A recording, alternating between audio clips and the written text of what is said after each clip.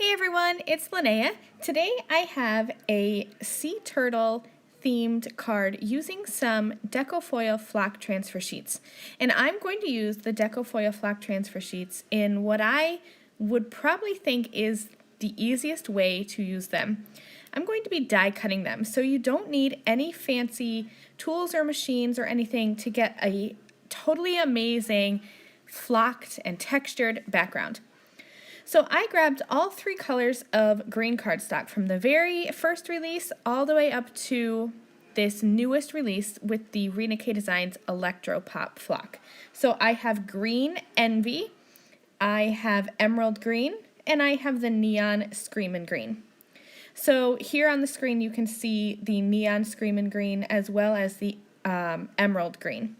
And now I'm going to be die cutting the green Envy. That's the original color of the Deco foil flock transfer sheets. I'm using the Pink and Main Scallop Waves dies.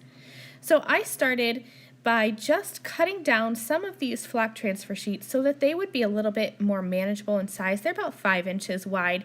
Just because my die is 6 inches wide, I wanted to be able to have the die hang off a little bit because it made it easier for me to die cut them.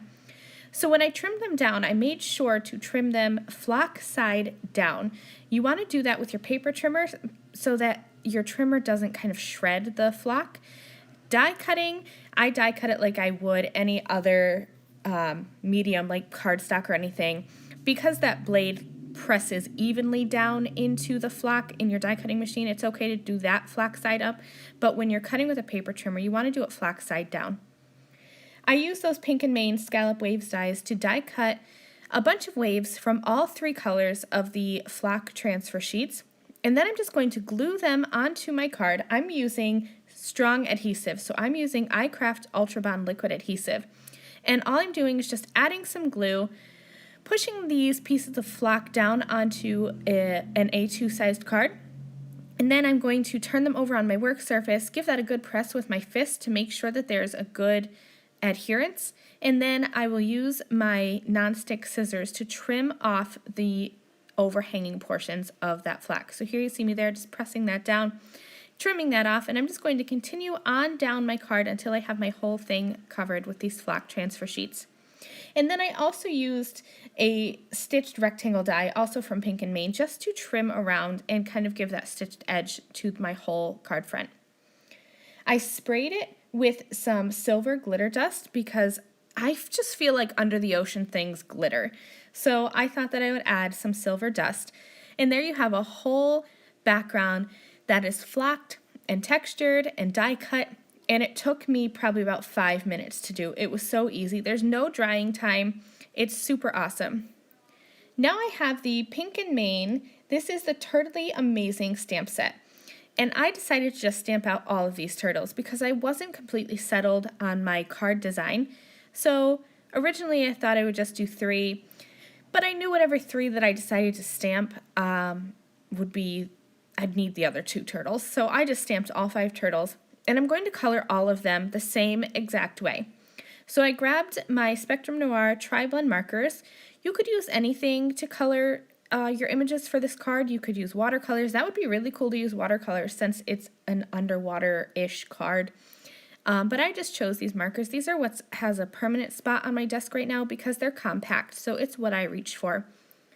I'm going to color them green and then some brown on their shells. Typical sea turtle colors. Nothing too fancy, really easy color blending. And then I will cut them out with the coordinating Turtly Amazing die set. Once I have them all cut out, I'm just going to bring in my flocked and die cut background, and I'm just going to play around arranging these turtles on my card.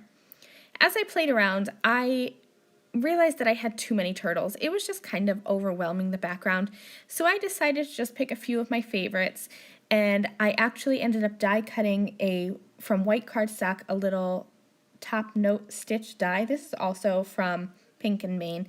Die cut that with white cardstock, stamped a sentiment with green ink, and now I'm going to be using iCraft 3D foam squares to pop this up onto the right side of my card.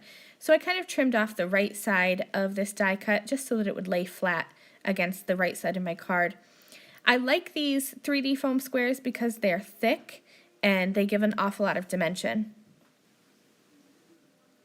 Because I'm adhering this die cut onto this flocked background and there's texture there and then there's that added texture from the silver glitter dust, I am adding just a little bit of that iCraft Ultra Bond liquid adhesive to make sure that that adheres and is going to hold on tight. So this is my finished card. I hope that you enjoyed this technique of die cutting the flock transfer sheets and just adhering them onto your card to create these fun waves in the background. I thank you so much for watching, and I'll catch you guys again soon. Bye!